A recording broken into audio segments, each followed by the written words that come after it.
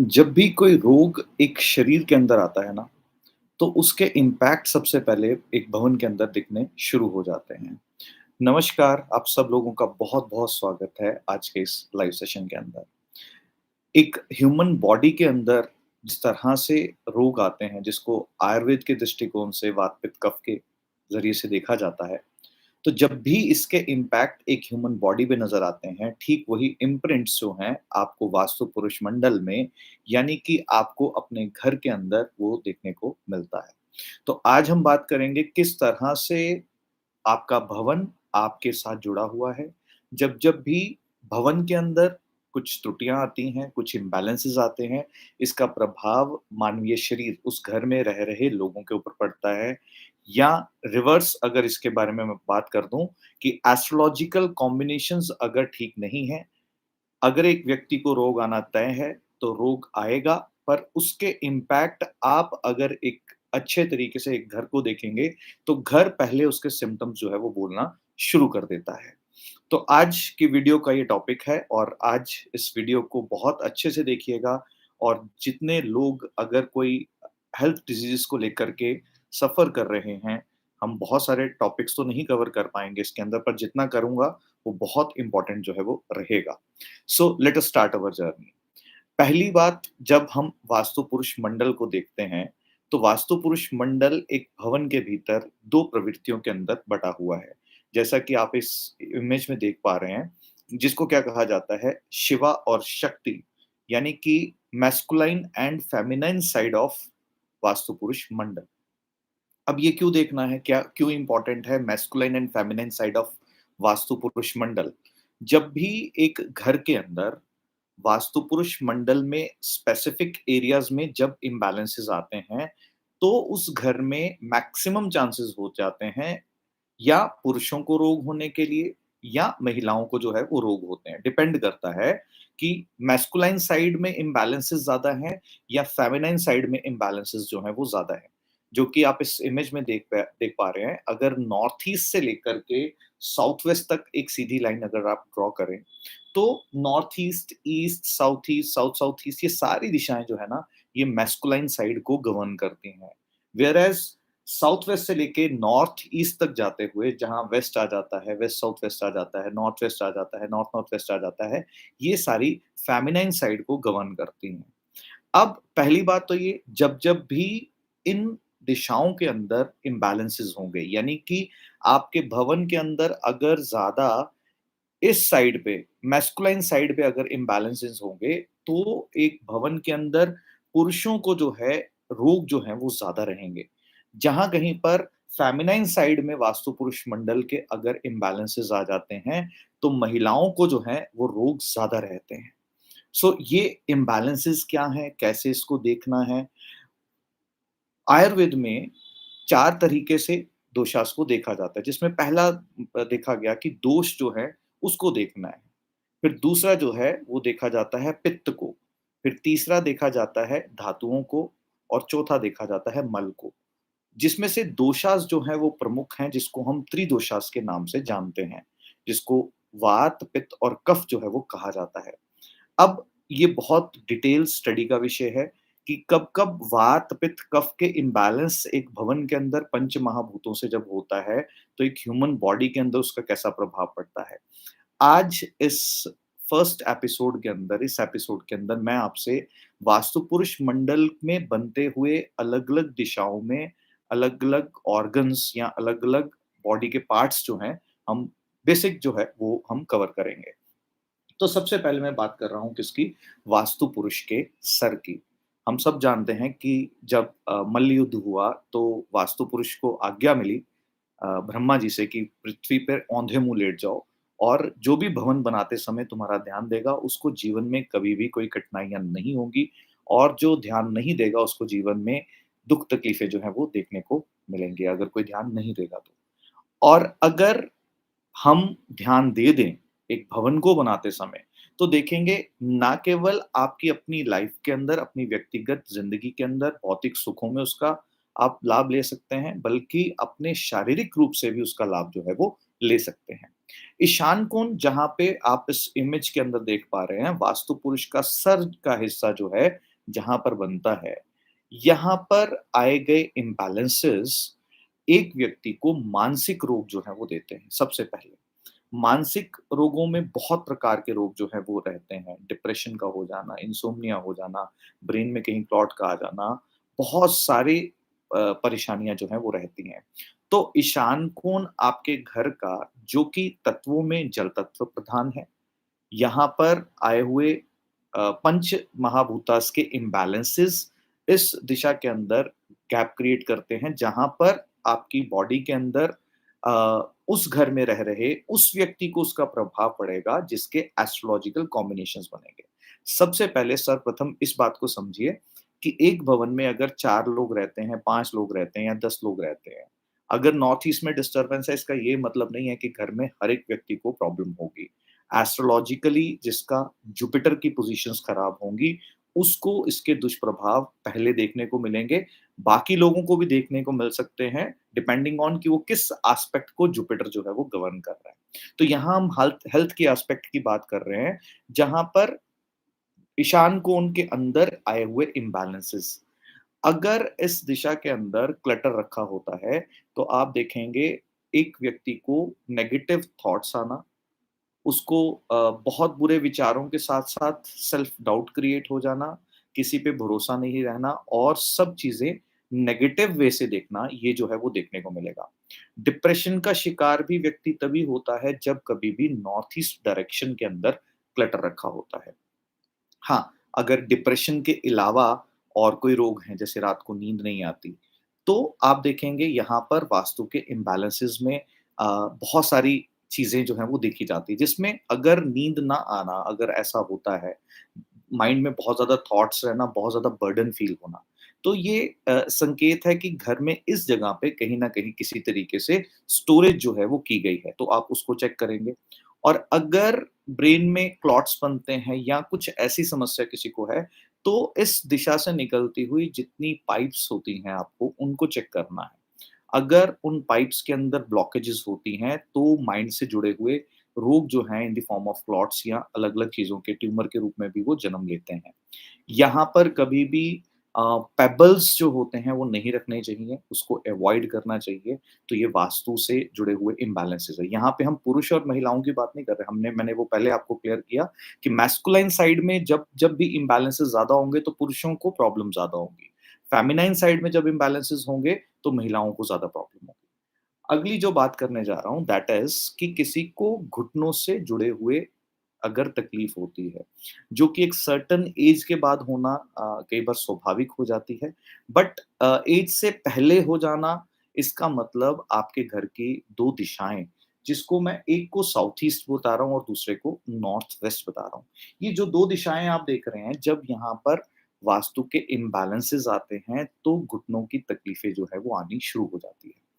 Maximum cases में ये देखा गया जिन घरों में इस इन डायरेक्शंस के अंदर डोर क्लोजर्स अगर ढंग से काम नहीं करते तो उस घर के अंदर घुटनों की तकलीफें जो हैं वो हो जाती हैं। दूसरा अगर यहाँ पर लोहे का सामान स्पेसिफिकली अगर जंग लगा रखा हुआ है, तो आप देखेंगे चाहे नॉर्थ ईस्ट में साउथ ईस्ट में है या नॉर्थ वेस्ट में है, तो आप देखेंगे कि उस घर में उस पर्टिकुलर व्यक्ति को अगेन जिसके एस्ट्रोलॉजिकल कॉम्बिनेशन अगर छठे भाव के साथ जुड़ रहे हैं और दशाएँ अंतर्दशाएँ वैसा बोल रही हैं, तो उसको वैसे तकलीफ़ें जो हैं वो आनी शुरू होंगी। यहाँ पर अगर कोई भारी सामान रखा होता है, तो आप देखेंगे घुटनों की तकलीफ़ जो है कई बार आनी शुरू होती है, तो वो भी आप चेक करेंगे। ऑफ़ कोर्स पहले इम्बैलेंसेस जो आपने प्रीवियस वीडियोज़ के अंदर देखे होंगे या जितने साथी मेंबर जो ऑनलाइन कोर्स करते हैं, वो पंचतत्वास के आधार पर ज़रूर चेक करेंगे, जहाँ पे पंचतत्वास में किस तरीके से तत्व एक दूसरे को आकर के डिस्टर्ब करते हैं, वो पार्ट भी जो है आपको ज़रूर देखना है। अब ये जो 2 दिशाएँ हैं, ये बड़ा ही इम्पोर्टेंट रोल प्ले करती हैं, क्योंकि ये अगर टाँगों को स्पेसिफ़ाई कर रही हैं, तो आपके कर्मास को भी स्पेसिफ़ाई कर रही हैं। यानी कि एक व्यक्ति की लाइफ़ के अंदर वो किस ओर जा रहा है, उसकी डायरेक्शन क्या है, ये सारी चीज़ें स्पेसिफ़ाई करती हुई ये दिशाएँ जो हैं वो बताती हैं। आग्नेय कोण है और एक नॉर्थ वेस्ट जिसको वायव्य कोण जो है वो बोला जाता है। जब भी यहाँ पर इम्बैलेंसेस आएँगे, अगर यहाँ पे मैंने बोला डोर क्लोज़र्स खराब हैं इन दोनों दिशाओं के अंदर, तो आप देखेंगे तकलीफ़ कैसी आएगी अ, घुटनों से जुड़ी हुई परेशानी। अगर यहाँ पे जंग लगा हुआ सामान रखा है, तो भी आप देखेंगे तकलीफ़ कैसी आएगी, घुटनों से जुड़ी हुई परेशानी जो है वो आनी शुरू हो जाएगी।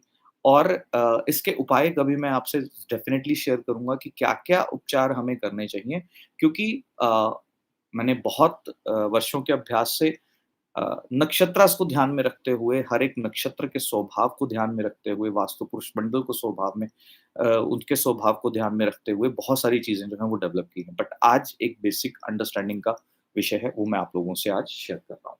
जहाँ पर नेक्स्ट बात करते हैं, अगर किसी को पैरों से जुड़े हुए रोग आते हैं या एक्सक्रीटरी ऑर्गन्स जो हैं, उसके अंदर कोई रोग आता है या टेलबोन जैसे हिस्से में अगर कोई दुःख तकलीफ अगर आती है तो आप देखेंगे साउथ वेस्ट यानी कि नैऋत्य कोण में बनते हुए इम्बैलेंसेस।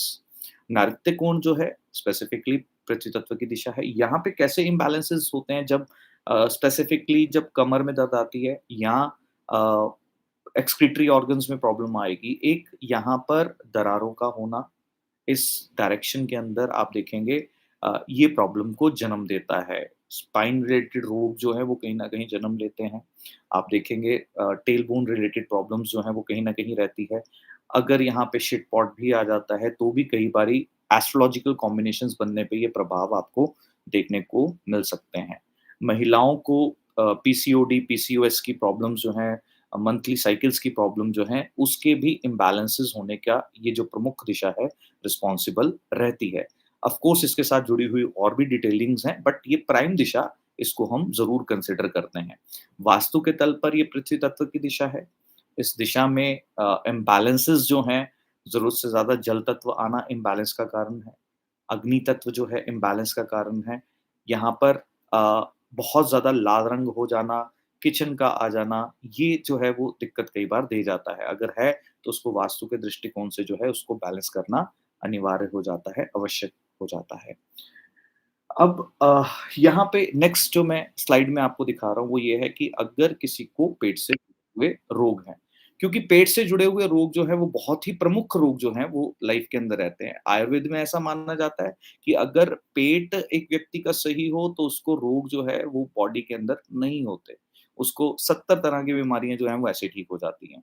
अब ये वास्तु पुरुष की नाभि का स्थान बनता है, जहाँ पर जब भी कभी नाभि में कोई भी इम्बैलेंसेस आते हैं वास्तु पुरुष की जिसको हम ब्रह्मस्थान कहते हैं।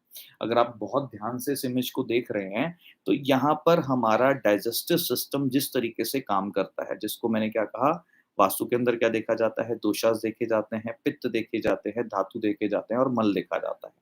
जिसके अंदर पित्त का काम जो है और मल का काम जो है वो यहाँ से चलता है। मल के कई प्रकार है, जिसमें यूरिन होता है, स्टूल पास करना होता है और स्वेटिंग होता है। बट पित्त का काम क्या है, आपकी बॉडी के अंदर सारा डाइजेस्टिव सिस्टम को मेंटेन करके रखना, जिससे कभी भी बॉडी के अंदर रोग ना आए। ये डायरेक्शन के अंदर इम्बैलेंसेस कब होते हैं? ये डायरेक्शन के अंदर इम्बैलेंसेस होते हैं जब यहाँ पर इन डायरेक्शंस के अंदर अगर डस्टबिन रखा है, तो इम्बैलेंसेस होने की संभावनाएँ बनती हैं, अगर वो बैलेंस स्टेट में नहीं है तो। आप देखेंगे कॉन्स्टिपेशन जैसी प्रॉब्लम जो है वो कहीं न कहीं रहनी शुरू हो जाएगी। अगर यहाँ पे पाइपलाइन्स खराब होंगी तो आपका लार्ज इंटेस्टाइन, स्मॉल इंटेस्टाइन में कहीं न कहीं प्रॉब्लम्स जो हैं वो आपको देखने को मिलेंगी। आपका डाइजेस्टिव सिस्टम ठीक नहीं रहेगा, आपका पित्त जो है वो ढंग से काम नहीं करेगा, जठराग्नि जो है वो ढंग से काम नहीं कर पाएगी। ये इम्बैलेंसेस आपको कहीं न कहीं देखने को मिलते हैं। अब ये जुड़ा हुआ है बहुत सारे रोगों को जन्म देने के लिए। इसीलिए वास्तु के दृष्टिकोण से हम घर की नाभि को बहुत ही ज़्यादा इम्पोर्टेंस जो है वो देते हैं। घर की नाभि के अंदर जब भी कभी इम्बैलेंसेस आते हैं, यानी कि ब्रह्मस्थान के अंदर इम्बैलेंसेस आते हैं, तो पूरे घर की ऊर्जा जो है ना सप्लाई वो यहाँ से होती है। अब जो वास्तु में कहा जाता है ना कि ब्रह्मस्थान से ऊर्जाएँ बनती हैं, ठीक अगर आप इसको समझेंगे, कुंडलिनी के अंदर ये मणिपुरा चक्र है, ऊपर इसके जो है वो अनाहत चक्र बनता है और नीचे इसके स्वादिष्टाना चक्र बनता है। तो ये मणिपुरा चक्र का स्थान है।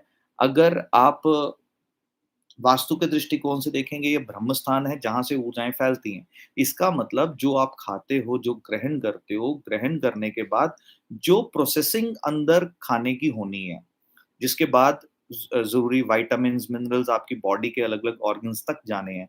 अगर ये घर का हिस्सा खराब होगा, तो उस घर में रह रहे लोगों को पेट संबंधित रोग जो हैं वो मिलेंगे और उनकी बॉडी के ऑर्गन्स तक जो है ब्लड सप्लाई या ज़रूरी मिनरल्स, विटामिन्स की सप्लाई जो है वो नहीं हो पाएगी, जिसके कारण से इम्बैलेंसेस देखने को मिलेंगे।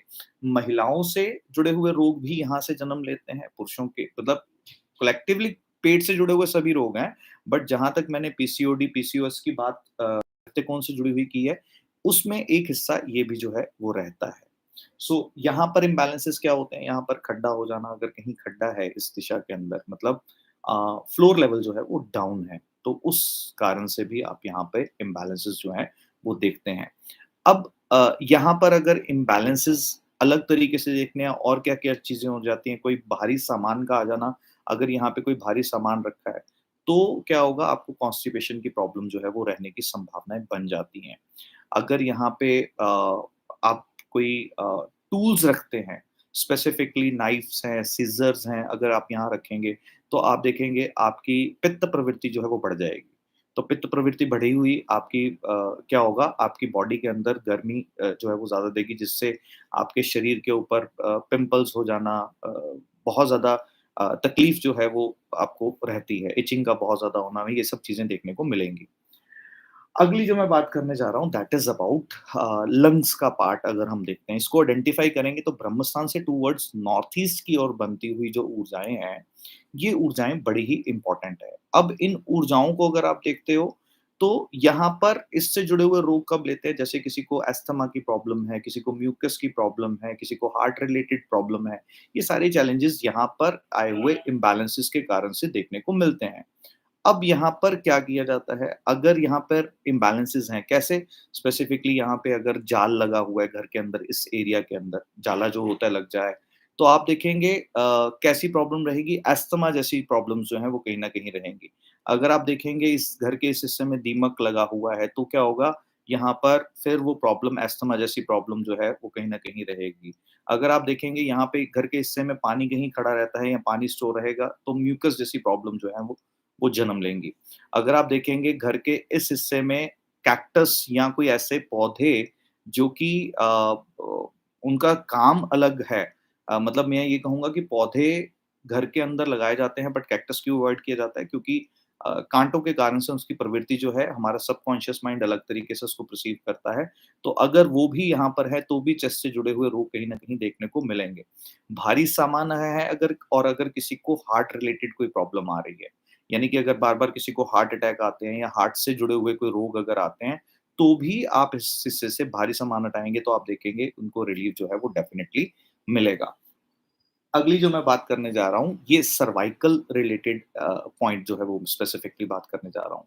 कंधों से जुड़े हुए रोग, ये जो नेक का बैक साइड का एरिया है जहाँ सर्वाइकल की जो पेन जो है वो रहती है, स्पेसिफिक इस एरिया के अंदर वास्तु पुरुष मंडल के अगर इस डिवीज़न को देखेंगे, तो ये डायरेक्शन कौन-सी बनेगी? नॉर्थ ईस्ट तो आएगा ही, नॉर्थ नॉर्थ ईस्ट भी आएगा, ईस्ट नॉर्थ ईस्ट भी आएगा। इस हिस्से के अंदर अगर इम्बैलेंसेस होते हैं अगेन इम्बैलेंसेस के कई प्रकार जो है वो देखने को मिलते हैं। अगर यहाँ पर होते हैं भारी सामान का अगेन यहाँ पे रखे होना, तो क्या होगा कि कंधों पे स्ट्रेस जो है वो कहीं न कहीं फ़ील होगा आपको।